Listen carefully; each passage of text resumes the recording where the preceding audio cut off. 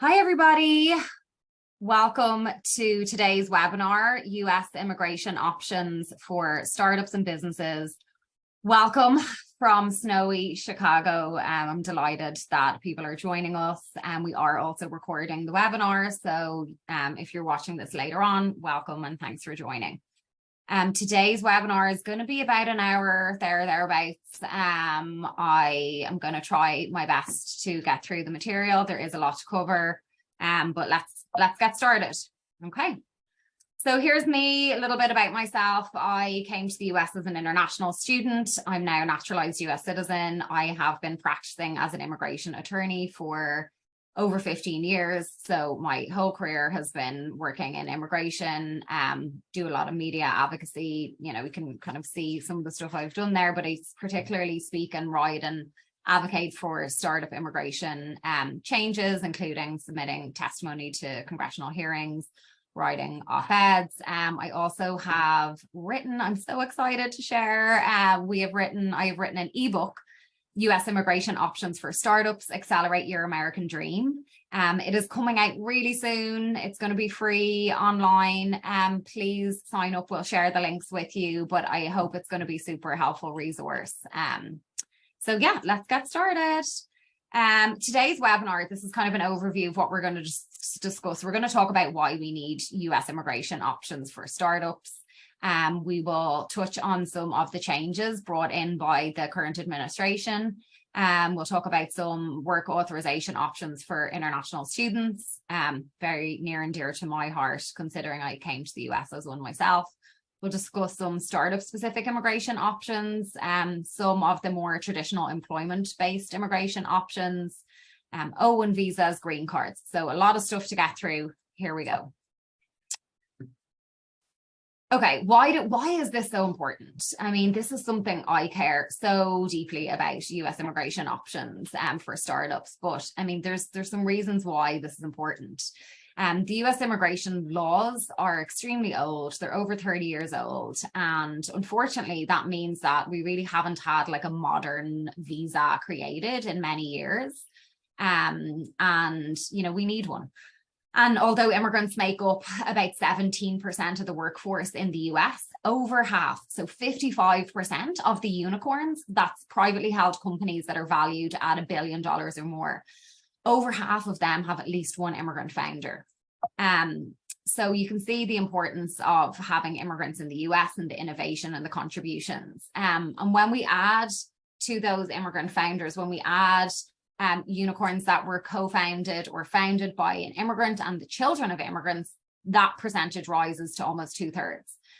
Almost 80% of America's unicorns have an immigrant founder in a key leadership role, such as CEO, VP of engineering. And of those unicorns, nearly a quarter of them were founded by an immigrant who first came here as an international student. All these stats come from the National Foundation for American Policy. There's a great policy brief that we can share. So cold, hard data to support why, you know, startup immigrants are so important to the US. We see that the immigrant entrepreneurs in these unicorns are diverse, representing lots of different countries. India is the leading country of origin. Many immigrant women are founders of these billion-dollar startup companies. And so anyway, these are all the stats, you can read about them. But one thing I want to point out is that our great friends at the Illinois Science and Technology Coalition just released a University Entrepreneurship Index, and that shows that over 42% of the university supported startups here in Illinois have a foreign-born founder. So it's staggering, nearly half of those. So let's do everything we can to support those immigrant founders and to see what jobs and companies they can create here in the US. So some basic terms to start out with. You may hear the word non-immigrant, immigrant, like there's a lot of different acronyms in immigration. And actually we're starting to write a series of blog posts on McEnteelaw.com's blog to kind of break down all these acronyms and give you some clear, you know, ideas of what they are. But when you hear these two terms, non-immigrant, you think of visas, temporary visas, even if they can be extended for a long period of time. And then contrast that with the immigrant visa, which we would think about like permanent residency. So more permanent green card options would be in the immigrant realm of things. So here we will kind of get into some of these things, but here's just like a big picture overview of some common immigration options. We're going to talk about the student visa, startup pro, employer sponsored options, the whole alphabet soup really of immigration options. And some will apply to people, you know, some people might have a couple of different options. Some may have one, other people may have 2 or 3. It really just depends on your situation. So the Biden-Harris administration have made some positive changes in relation to kind of startup STEM related immigration. And they've also made some statements saying how they want to encourage immigrants to come to the US. I have had meetings with people from the administration and from the Department of Homeland Security, and I've repeatedly heard them talk about how, you know, they really want to do everything they can to encourage these amazingly talented, innovative immigrants to come to the US. So now is a good time to really start to think about some of these options, given that we have a more friendly administration than we had previously. And what they have done is they've kind of fleshed out some, you know, the administration doesn't write laws and can't make laws, but they can flesh out policies, and they've done that. So the specific changes that they made, they created new fields for student visa work permits.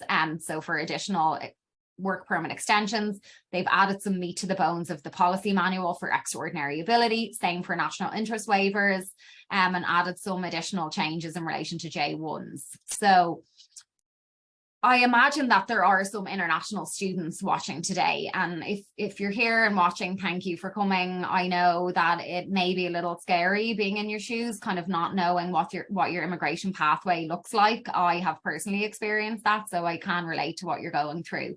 But let's talk about, you know, when you're here as an international student, what your work authorization looks like. So you are really getting work authorization while you're a student, most likely through a program known as CPT. So this is a program, think of it like an internship that can be paid or unpaid and is pre-approved for work through the International Students Office. You know, this is actually a little excerpt from the ebook, this screenshot here that our amazing team, Liz, helped prepare. And so you can kind of visualize the process, but essentially you go to your International Students Office with an idea of what you're going to be doing. And then they will review and approve it if they think it's integral to your course of study, and they will authorize this on your I-20 form. So I think CPT is probably one of the most underutilized programs. And to me, it's a no-brainer, as they say here, because it's a real low barrier to getting work authorization from a student's point of view and from the employer's point of view. So please put that on your radar. Optional practical training. This is generally done post-graduation. I mean, you may be able to get this done while you're a student, which is known as pre-completion OPT, but most often we see this when you graduate. If you do not have a specific STEM degree, you're getting a 12-month work permit that you have to apply for. It's not automatic. If you do have a STEM degree, you may get 12 months plus an additional 24 months. You know, just if there's anything you take away from this, if you're in this situation, it's the importance of getting your ducks in a row, getting all your stuff sorted, working with the International Students Office to make sure that you're aware of the deadlines and that you do what you need to do in the time period. The immigration system can be quite unforgiving. So they don't really care if you miss a deadline or if you didn't realize that you needed a signature. You know, it can be a bit harsh. So please make sure that you get this sorted, because we want everyone to be able to avail of this work permit post-graduation. You should be able to work in your field, and there's a lot of flexibility in terms of what you can do on your OPT. If you're one of those that has a particular STEM degree on a particular list, and as we mentioned, the Biden administration has added some additional fields to this list in January of last year, you may be able to get an additional 2 years of a work permit. However, there are some additional requirements for people trying to get this STEM OPT. Your employer must be enrolled in a program known as E-Verify. And that is essentially, it's like a federal program where the government reviews employment authorization documents ahead of time. Your employer also needs to sign a training plan. So if you have a startup and are wanting to do, STEM OPT, you're going to need someone to sign off on your training program and have an element of supervision. The employer is also agreeing to report some changes. So there's a little bit more oversight in the STEM OPT program than we see in the 12-month OPT. Here's an example of some of the STEM fields that have been added. And again, I think this is the administration's way of using the policy, creating, crafting, expanding policies to be more inclusive and more encompassing for STEM specific students. So take a look at this, talk to your international students office, see if your degree falls within one of the STEM fields. Okay, this, while we have the title here, International Students and Startups, I think this section is actually relevant to really anybody who is thinking about, entering the US as a visitor, or maybe as an international student, or even working for another employer, but having ideas for a startup. People always ask me, well, what is work? How I'm not getting paid, so I'm not really working, and we're here to kind of talk about how that is defined.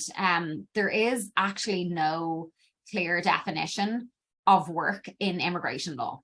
So instead, we look at tax laws and employment laws, and we kind of see like, how is that defined there? And when we do that, we find that the most, I think, relevant or helpful definition is performing services in exchange for compensation or value. And that could be a monetary or other benefit. It doesn't have to be an actual paycheck. And the ebook gives some examples of what we think is considered work and what is likely not work. There's some passive preliminary activities that you're probably okay to do as a visitor. For example, negotiating contracts, looking for investment, those types of things, you're probably safe without having specific work authorization. But then when you get into like hiring and maybe trying to have a more active role in the company, at that point, that looks a lot like work. So, another big takeaway is just to be careful, right? Get specific advice about this. It's hard to fix unauthorized work. It's much better to be proactive, and I would much rather arm them with the tools that they have to make an informed decision about how much risk they're willing to take. So, it is a gray area. So please be your own good advocate as well, and seek out reliable advice that's specific to your situation. Okay, so we're going to move on to some startup specific immigration options, something that I've been working on for a long time, along with some amazing colleagues. But people may or may not have heard of an option called International Entrepreneur Parole Program, IEP. And this was created for startup entrepreneurs or just founders of companies in general. It was originally created under the Obama administration, and it was supposed to go into effect about 6 months into the Trump administration's first year. However, the Trump administration pretty much blocked it. There was litigation, National Venture Capital Association sued, amongst others. And so it never really was an option, though. There was all this cloud of uncertainty and litigation and statements that they were going to get rid of it. And so people didn't really and couldn't really use it. But then the Biden administration came along, and after a lot of kind of pressure on just advocacy and pushing and awareness, really, the Biden administration said, we're bringing this back. This is an option. So it is now an option for people. So I would say pay attention if your startup is either going to potentially get some US-based venture funding or money from accelerators or things like that. So if your startup is receiving those types of funding, this might be an option for you. So it is not a law that was passed by Congress. It was created by the existing authority that is given to the Department of Homeland Security under the law. So that means it's not a visa. And, it's not really, the difference is more technical than anything, but it's just, you can't transfer to it in the US. You need to apply and then come in as a parolee. It's also not exclusive to startup founders, you know, although we generally think of startups as the ones looking and raising venture capital funding, but you know, there's no actual definition of an actual startup that needs to meet the definition. It doesn't have a path to permanent residency at the moment either, but it can be a good option for people. The idea is that it's for companies that have potential for significant growth and job creation potential here in the US. Here's the main requirements. So you must have a major ownership, not a majority, a major ownership defined as 10% plus initially in a company that's been created in the past 5 years or within 5 years of receiving funding. You need to have a central and active role. So you can't be like a founder just by investing in it. You want to be having an active role. That's the whole kind of reason for you coming in to work on it. You need to show that the company will have a positive public benefit in the US. And there's a few kind of ways that the government says we can do that. The first is if you've received significant investment from qualified investors. We'll get into what they are, who they are. Around 264,000, received significant awards or grants, around 105,000 from certain entities, government entities, or partially meeting one or both of the above. You know, the types of things we'd show for the investment, term sheet, wire transfers, you know, all the sorts of typical financial documents that you would have. And you may recall, I just mentioned qualified investors. Well, who are they? You know, and this is the question that has come up. What type of investors will enable me to qualify for this program? So really, we're looking at people who have successful records of investing in startups, okay? So, you know, they're US citizens, green card holders, or a US-based organization that is majority owned and controlled by US citizens. That is important. And the government helped, you know, the USCIS, so the immigration agency, clarified an important point after the regulations were written and published.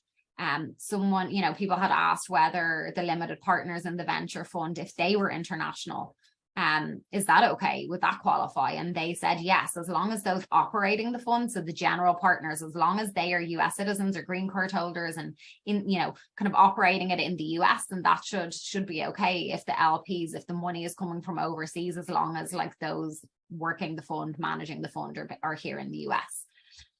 So when we think of these successful investors, we think of, or, you know, qualified investors, we're thinking of venture capitalists, angels, startup accelerators. We're not thinking about investment that you are putting in yourself, you know, or your immediate family or companies owned by you. This is like outside investment that you're getting. We need to show that these investors have made investments in the past. There's some thresholds here about wanting to show that they've made over 600K of investments in startups, and that, you know, some of those investments have done well, right? So at least two of those startups have created some jobs or generated some revenue. And then just kind of jobs are for, you know, lawfully employed workers in the US and not the entrepreneur and their families. So the idea is like someone who invests in startups for a living and has done so before successfully. Like the idea would be they're a good judge of like which startups have strong potential. And the idea is if they're making this bet, then shouldn't we give this immigrant entrepreneur the opportunity to, you know, try and grow their business here in the US? You know, if you don't meet that threshold of like 264,000 or 105,000, if you've received some funding from some of these investors or some grant funding, it may be possible for you to still qualify for this with some additional evidence of rapid growth and job creation potential. So some of the things you want to think about is how many users do you have? Have you generated any revenue? Have you done any additional funding that maybe doesn't necessarily meet those qualified investor definitions, but is important nonetheless? What about the social or national impact of your startup? Have you as a founder been successful in prior startups, right? That would be a great way to show that you have potential to be successful in the future. It's not required, but it would be important, I think. You know, and types of evidence, letters from people, press, you know, patents, accelerator, invitations, those types of things, you know, whole host of list. But essentially, we're focusing on the fact that your company, your startup has the potential for rapid growth and job creation in the US. So there's some evidence, hopefully, that is kind of making you think about what types of startups might qualify for this. And you need to be having this active role, as I mentioned. So what are you going to be doing for the startup? You know, your employment agreement, maybe press, patents, those types of things can be helpful to show that. Obviously, detailed job description, website listing you as the founder or CEO, CTO, COO, all the C's, you know, everything like that, putting it down on paper what exactly you're going to be doing. This is a two-part process. The application is going to be filed with the government here. If that gets approved, then you are you're also applying potentially, if you're here, for an advanced parole document where you can leave and re-enter, or if you're abroad, you're going in to get a boarding foil from an embassy. Canadians can enter with just the approval notice without needing that travel document. It is approved for an initial 2.5 years. It can be extended. You know, I would urge people to really discuss this if you think you may be eligible or may want to explore this, because the timelines have been pretty slow for these cases. I've done a lot of work with some amazing friends and other stakeholders in the industry trying to get the processing times down, because they were a year plus or, you know, higher. So we've done a lot of work here, and we have been given some assurances, or just, you know, we know that our concerns are being heard. And so I think that I would be willing to work with clients on this if they didn't need to be in the US in a very short time frame, because you need to be open to the processing times not being guaranteed. You cannot premium process this option. So, you know, just that's something to keep in mind. Okay, people are asking some questions. I don't know if everybody can see that, but I'll get back to those anyway. So Liz, maybe you can like find a way to see the questions, because I don't know if everyone can see the screen. So can you see the questions on your end? I can see the questions. Okay. Okay. Well, answer them all at the end, and you can read the question. Perfect. Okay, so please continue to submit your questions. I'll get to them at the end. So hopefully that will be helpful for people. Okay, we're like almost halfway through. Hopefully everyone's still with us and enjoying this. This is like my jam. I love all this stuff. I know it's pretty kind of stuff. It's like heavy info. So let's keep going. There's been a ton of like traction over the years on a startup visa. Most recently, Representative Lofgren from California introduced the LIKE Act, the Let Immigrants Kickstart the Economy Act. It never ended up, you know, it got like provisions were, you know, amended and all sorts of things happened, and the bill passed, renamed the CHIPS Act, but did not unfortunately include a startup visa. But that is not going to stop us. We're going to keep going. The bill that was written was fantastic, because it included a W-1 newly created visa. As I mentioned, only Congress can create visas, so it included a startup visa, a W-2 visa for staff, W-3 for spouses, and spouses could apply for employment authorization, and it included a green card option. It was fantastic. So if you ever hear of advocacy or, you know, people talking about a startup visa, this is kind of what we're talking about. And so we'll keep pushing away at this, but you know, we're not going to rest until we get Congress to pass it. But there's been a lot of work ongoing for many years, but we do not yet have a startup visa. The parole can be a kind of an option in lieu or in advance of getting the startup visa. And actually the startup parole requirements were pretty much mirrored in the startup visa. It was almost the same types of requirements in terms of like investment, qualified investors, those types of things. Okay, so we're going to move to employer-based options and some options that are specific to people from certain countries, and there is a lot to cover, so I apologize if I'm rushing through this, but I'm conscious of how much we want to chat about. Okay, H-1B visas, these are at the professional level specialty occupation is the term. So this means a job that requires a bachelor's degree in a specific field. We need to show that the individual has that bachelor's degree or the equivalent in experience. You need to be paid the prevailing wage. It can be used by startup founders. I think there is a bit of a myth that startups can't get H-1Bs or can't, you know, startup founders can't work on H-1Bs, and you can potentially. It's a little harder, right? If you're getting if you're a startup founder, it can be more difficult than if you're working for Microsoft or for Uber or Google, because you just have more hurdles in a smaller company, but it's not impossible. You do need some strategic advice about how you're determining or how you're presenting and maybe structuring the employment relationship there and the ownership.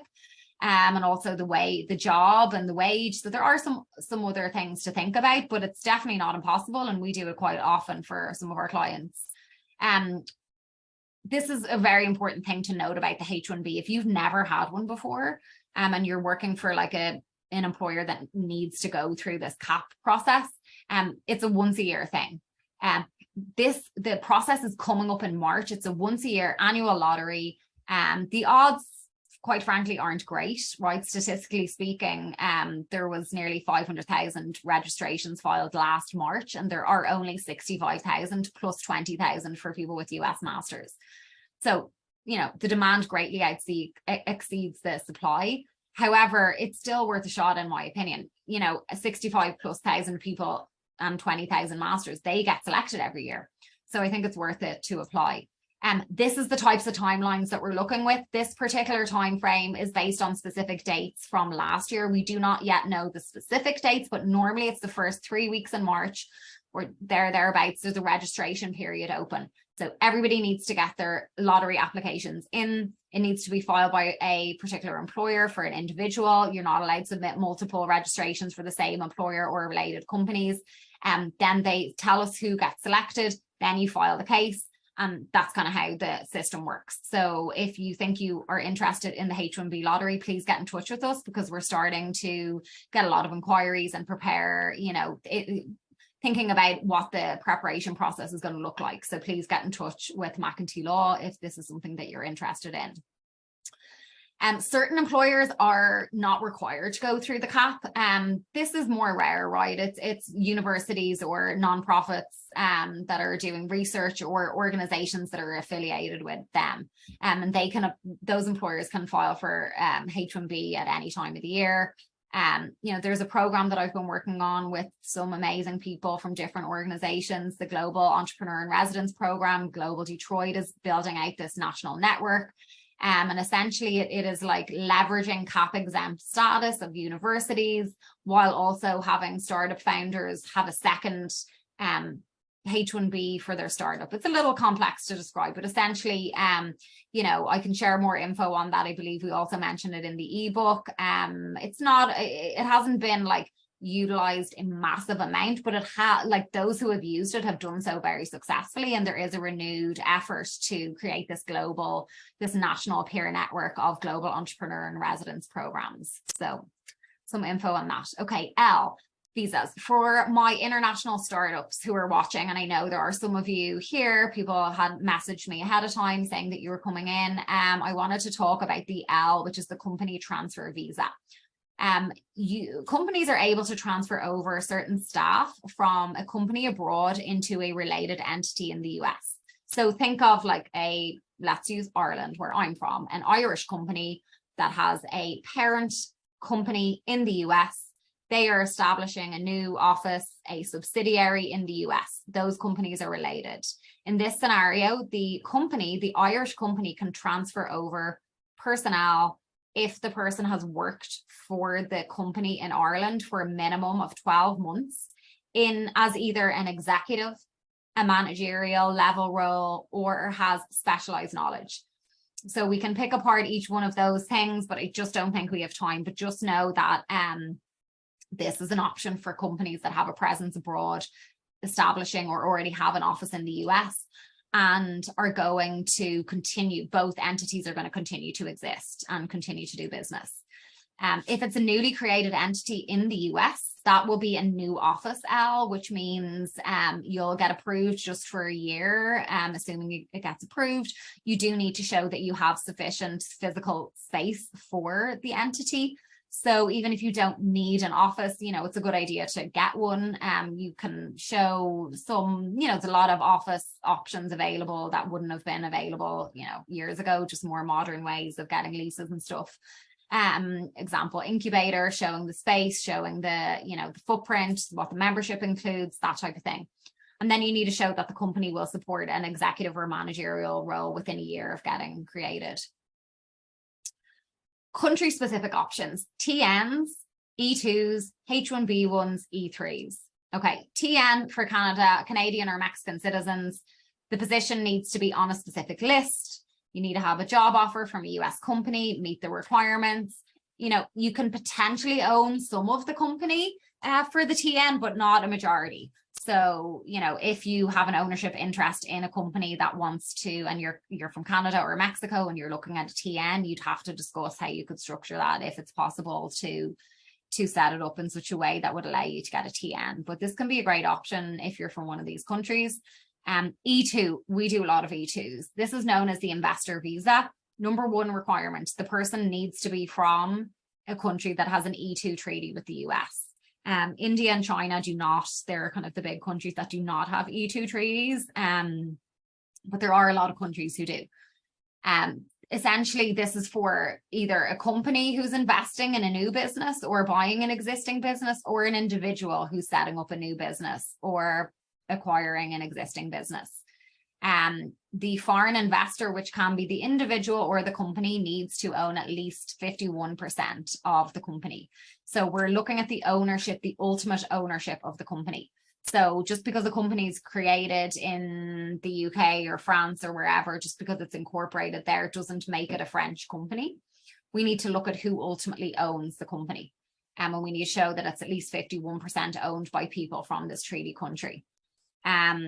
You know, that threshold is important. And if you're a startup that's raising funds, diluting your ownership down, you know, at some point, even if it starts out being majority owned by treaty nationals, you know, getting VC funding from US VCs, you know, at some point that ownership is likely not going to be at that threshold. So that is important to note, that that might be a restriction on growth going forward. There needs to be a substantial investment. It is an investor visa. There is no statutory requirement, so it just depends on the industry. We've definitely had E2s approved for about 100,000, and you do need to show that the money is being spent, though, on some, you know, legitimate business expenses. So we do really like the E2 visa. There definitely are limitations to it, but it can work really well for people, and potentially get a 5-year visa initially. So it can be a great option. You can also bring over staff that have the same nationality as you and as the company. Like, everybody has to be from a treaty country and have that same nationality. There's no direct path from an E2, but there potentially may be options that green card options, not necessarily as seamless as some other green card structures or other temporary visas to green card. But you know, we've definitely had E2 clients get EB1A extraordinary ability green cards or other types of green cards. H1B1, E3. These are for people from countries, it's like a H1B, but it's for Chile, Singapore, and Australia. Okay, O1 visas. I definitely want to spend some time talking about the O1. So the O1 and green cards as well. The O1 is for people with extraordinary ability. So this does not mean that you have to be working for 30 years in your field, and, you know, that's not what extraordinary ability means. We have successfully done this for startup founders who've worked as on their postgraduate student work permit. Maybe they had 12 months of the initial OPT that I mentioned at the start, and then got that 2-year additional work permit, and then were able to go to O1 and then to extraordinary ability green card. So we can do that if the evidence supports it. Lots of different fields for O1s. O1A is really where we normally see our startup founders. O1B is for motion, picture, TV, arts. So that would be more like influencer or entertainment related, creative related, like startups could be O1B, but a lot of times it's under the business category in the O1A. No, there's no cap on these, so you can file at any time of the year. It is a heavy lift though. The requirements are pretty onerous, and it does require extraordinary ability, so the scrutiny is high. However, sometimes I think that people end up being more extraordinary than they think themselves. People can be a little bit humble, self-deprecating, not really, kind of fully step into like all their achievements. So I wouldn't discount this option either. It wouldn't be put off by the word extraordinary, right? A lot of people just wouldn't consider themselves extraordinary, but they might actually be more extraordinary than they think. So the way I describe O1s to people is I say you need to fill 3 buckets. Bucket number 1, evidence of your extraordinary ability. Bucket number 2, petitioner to file the case for you. Bucket number 3, evidence of continued work in your field. In relation to that first bucket, we need to figure out what is your field. How specific are we going to get? We don't want to be too broad that we're saying, entrepreneurship, and now your bar is like, Jeff Bezos, for example. Can we be more niche and more specific? I gave an example. I think I was writing a blog post on the O1B, and I was saying you don't want to say YouTuber and be compared to, I think, Mr. Beast, who I looked up, who's like the #1 YouTuber. And, my kids actually knew who he was more than I did. I didn't know who he was, but it's like, if you're saying YouTuber and if that is the only is that what the top of the field is? But can you be more specific? Like, are you a beauty influencer? Are you a healthcare technology startup entrepreneur? Like, how specific can we get in your field? So let's define your field, and then let's look to show that you have extraordinary ability in your field. We want to ideally check 3 out of these following 8 boxes. Some of the ones that we use for startup founders are showing that you've had press, awards, that you have had a critical or essential role in distinguished companies, that you have made original contributions of major significance to the field. If you're in academia, research, if you've written scholarly articles, if you've participated on a panel, these are the types of things that we can show to show that you have extraordinary ability. So I mentioned one of the things that the Biden administration had done was they were kind of modernizing different evidence. And so they fleshed out the policy manual for the O1. And I think this is just fantastic. They have given us very specific examples of how to, prove some of these, each criterion has like a list of what you can prove. For example, awards. What awards qualifies, are awards that you receive as a student like good enough? Previously they'd said no, they weren't really, but now they're saying if you've received a doctoral dissertation award, PhD scholarships, like we now know based on the USCIS's own policy manual that we can use these. And I would say if you are in the science field, if you have a PhD, these updates are really important to you because there's a lot of language in there in relation to PhDs specifically. So now would be a very good time for you to start looking at the O1 and then possibly the national interest waiver green card that we'll get into. And speaking of, here are some green card options. O1A extraordinary ability green card. This is like the green card version of the O1 visa. The standard's higher because you can self-petition for a green card. The O1, I mentioned you needed somebody to file the case for you. There is some flexibility there, but the green card, you can fully self-petition. You do need to show that you're going to continue to work in your field, but you can self-petition. National interest waiver. Okay, this is breaking news. You can self-petition, but now for the first time, you can file it with premium processing as you're filing the case. This is only just starting, I think, in the next few days. It's a change that has been introduced. Historically, I think people have been reluctant sometimes to file these cases because the processing times could have been 12 months to 24 months for just the first petition part of the green card case. But now that you can premium process, now you of course have to pay an additional government filing fee, but the case will be reviewed in a 45-day period, and it's like a guaranteed time frame because you're paying that premium fee. So really important change, and something that I think is going to make this option a lot more attractive for people. There's kind of 2 levels of requirements in the national interest waiver green card. The first is you need to show that you have an advanced degree, or let's say a master's, PhD, or a bachelor's plus 5 years of experience, or exceptional ability. And there's a test for that. And then you need to show that there's a national interest in you being able to self-petition.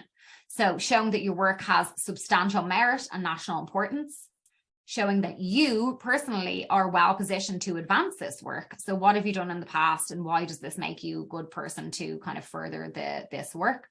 And that on balance, we should allow you to self-petition. So, I think really now is a great time to be looking at the national interest waiver if some of this is resonating with you. So I mentioned the policy manual has been updated. Importantly, they mentioned that they will consider an advanced degree, particularly a PhD, as an especially positive factor in considering an advanced degree. This is a more traditional employer sponsored onto like the PERM process, which is where an employer recruits and shows there's no qualified US worker available. This is a longer process because it requires this labor certification. Also, if you have an ownership in the company, you can't sponsor yourself in this way, or the company can't sponsor you because it's very difficult to show that there was a legitimate test of the labor market. This is a 3-part process: labor certification, I-140, green card application. It can take quite a long time. It can be very complex, but it's an option that we use a lot of, quite often. It's a more traditional employment arrangement though, versus like startup founder looking for a green card. You're not probably going to be going through the PERM process. Immigration is changing all the time. There's a lot of noise online. There's a lot of resources, but I think following obviously reputable firms, getting information directly from the source, USCIS, they're really great places to go for some specific advice. Obviously, we're all over social media. Please follow us. We also have a blog, newsletter. First Fridays is something that we do. First Friday of the month, there's a live immigration update from a McEntee law attorney across all our social media platforms. You can sign up for that in advance. You can also submit questions ahead of time to us, assuming they're not too specific. Obviously, we can't give you like specific advice, but we can give some general info that I think would be helpful for people. So yeah, follow us, and if you want to do a consult, we'd be happy to go over your individual situation. Obviously, this is like the typical lawyer disclaimer that we're not your attorneys. Don't rely on this. You need advice. Really, immigration is one of those things that it's important that you get advice specific to your situation, especially travel advice. That is something that you need advice on like at the time or before it. Getting advice on travel like 6 months ahead of time from somebody online. You need specific advice for your situation in relation to travel. Here's all our contact info: phone, email, there's so many ways to get in touch with us. So hopefully one of these is helpful to you. I think I'm going to stop this share. Wish me luck now. I hope I don't. Okay. Great. So I have a couple of questions that I will go through here. Okay, let me see. So so I see that Liz answered some questions. People asked whether you'll be able to receive the webinar, and we can send a recording over to you so you can watch it. And then somebody asked about the E2 country list. The link has been posted there. I don't know. I'm trying to think. I don't know offhand if South Africa's on the list. We can look through it and see, but the country list shows the treaty list and whether the country has an E1 or an E2 treaty. There's also an E1 visa that I didn't get into. So yeah, I didn't think it was.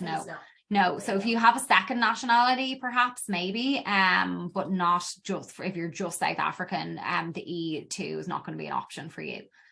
Okay, people are asking about what about the investment in the forms of loans or debt? I presume that is in relation to the International Entrepreneur Program. So asking whether or not a loan would qualify for it. I mean, I would say, who's the loan coming from? What are the terms of it? We would need to look at it and see like, is the person a qualified investor? Have they invested in startups? How much have they given you? What are the other, types of like requirements that I went through, and whether or not you like in totality can put forth a case for, showing that the company has job creation potential. Somebody asked about international entrepreneur, how much does it cost? I mean, look, first, in terms of like fees, we can discuss that with you to see, but we need to make sure first off that is the preferred option for people, because you know, depending on your situation, you may need to get here in a very short period of time. If that's the case, well, then the IEP is not going to work for you unless you're flexible with the time frame. So I would rather discuss options specifically first, and we're very transparent with our fees. We give, you know, flat fees in terms of attorney fees and in terms of like filing fees as well. There's different government filing fees. So contact us for a consultation and we can kind of go over some options and give you very clear, transparent information in relation to pricing. So hopefully that was helpful. Okay, another question. Great. Thanks everybody for submitting these questions. They're great. So someone saying the CEO of a software development startup with a registered company in Argentina and developing a product, what type of visa would be the most appropriate? Okay. I love this fact pattern because this is kind of exactly the situation that we would see. So we would look at, okay, someone's the CEO of a software development startup. They've been working for the company in Argentina. So in my brain, I'm kind of doing a process of elimination. I'm thinking, you know, are we going to look at the L? Have they been working? How long have they been working for the company overseas? Is there going to be a US entity created? If so, maybe the L would be a good option for them. I'm also thinking about potentially the O1 visa. If this person is the CEO of a company, you know, would they have any evidence to support an extraordinary ability case? If so, the O1 might be great. Then I would look at like, what about the company that is going to be created in the US? In any scenario, probably you're creating a US company here, a parent subsidiary. Most likely, most international startups would be creating like a US entity. And if that's the case, then, you know, is that company going to get funding? Is it the type of company that is likely to get venture capital funding? I mean, there's tons of very successful businesses that are not really venture appropriate because they're not scalable to the extent that VCs would be interested in. It doesn't make them any less important or any less, you know, like significant, but it's just they're just not going after venture funding, right? But if you are, and if your company is, well, then maybe we're looking at the International Entrepreneur Pro program for you. So I think, you know, there's some of the things that I would consider for this CEO of the startup software development company. Hopefully that was helpful. Someone's asking, in my professional opinion, how confident am I that the startup visa will go through? You know, I wish I had a crystal ball. I would say that would be my number one thing. I don't think anybody can ever be confident about anything that Congress is going to do. So much is out of our control. You know, the startup, there has been iterations, various builds in relation to like creating startup visas over the years. As of yet, we do not have one.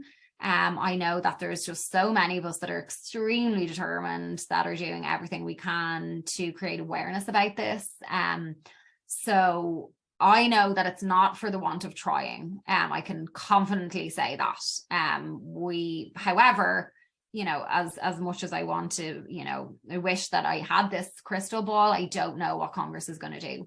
But I would encourage anybody who's watching this, hearing this, to start thinking about advocacy. You know, we all have a voice here and we can all use it in certain ways to, you know, talk about the need for a startup visa, talk about the benefits that immigrant entrepreneurs bring to the US and why we need to modernize our US immigration system.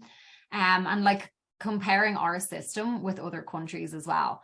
Like we look at, I'm working on a piece that I'm writing with an immigration lawyer from the UK, a friend of mine, and immigration lawyers from Canada.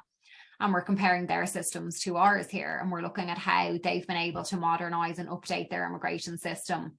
And we haven't, because of Congress. Here, we're kind of stuck at this like impasse. But I think, you know, I'm always optimistic. I feel like it's hard to work in this field without being an optimist. So I know that I'm going to keep trying. I believe that someday we will get a startup visa passed, and I will be celebrating that day, hopefully along with all of you.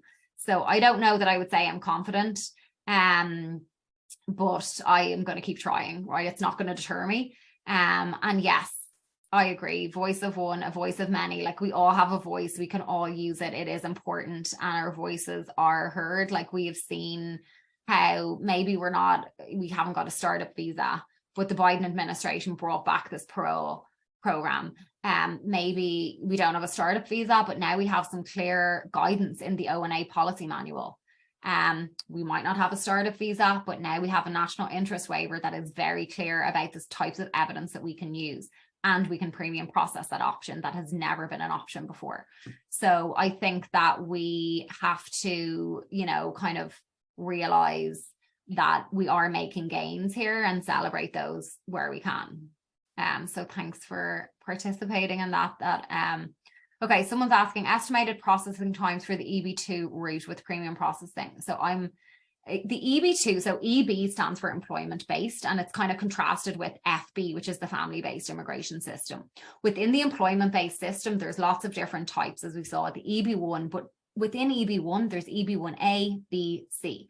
Then within EB2, there's multiple different options for EB2s. One is an EB2 PERM process, which is that like labor certification process. The other is like the EB2 national interest waiver, where you're skipping the PERM process. You're waiving the labor certification part of it. So I would imagine that's probably what this person is asking about, the EB2. So estimated processing times for the EB2 route with premium processing. First off, the case needs to be prepared. You know, any type of extraordinary ability waiver case, they're normally, you know, pretty detailed in terms of evidence. So it takes a while to prepare them, maybe a month or two, depending on the responsiveness of the client. And then if they get filed with premium processing, you're looking at like a 45-day review time. So after that time frame, the government will either approve it or they might issue a request for evidence. But you'll hear something within that 45 days. Let's say it gets approved. The next step, it depends on where you are. Are you in the US? Were you able to file the second part? So there's like a lot of kind of considerations. It's hard to say categorically how long the process will take, because that national interest waiver is the first part of the green card. There's a second part that everybody has to go through, is like security clearance, fingerprinting, you know, making sure there's nothing in your past that would make you ineligible to get a green card. And that process can be done through in the US if you're here in status, and that's called an adjustment of status, or it's done abroad through the embassy, and it's known as an immigrant visa. So it's hard to really say what the processing times will be. We need to first kind of identify the particular process for the person, and then we could talk about what the processing times are. So hopefully that is helpful. Okay, I think we might be it. And so proud of myself, didn't have any crazy technological differences. A little bit of humor for those who were watching the webinar that I did. It was like just at the start of COVID, when everybody was getting used to Zooms, and we have been using Zooms even before COVID, but it was my first Zoom webinar, and my daughter was doing homeschooling and signed into my Zoom account while I was on a webinar, and I got locked out of my account in the middle of a webinar. And I signed back in through my phone, and my kids had been on that, and I had this crazy space background, and I was trying to like navigate the webinar and do all this. And so I am just relieved that that did not happen today. And we had some great engagement, a lot of people on, tons of questions. Linda, you're so welcome. Thanks for joining. I hope people found this helpful. I am biased, but this is one of my favorite things to talk about. We'll be sharing the link with everybody. Stay tuned for the ebook. It's almost ready, drum rolling. So I'm very excited to share that with you. It's going to be free. You're going to be able to download it through Amazon or something. We're still figuring out the logistic parts, but it's like almost ready, and I'm super excited. Please feel free to share the link to the webinar or whatever with people if you think that this is helpful. Thanks for joining. Hope everybody stays safe, especially those in Chicago with the snow. Stay well. Thanks for all the support, and I look forward to an amazing 2023 with you all. Take care, everybody.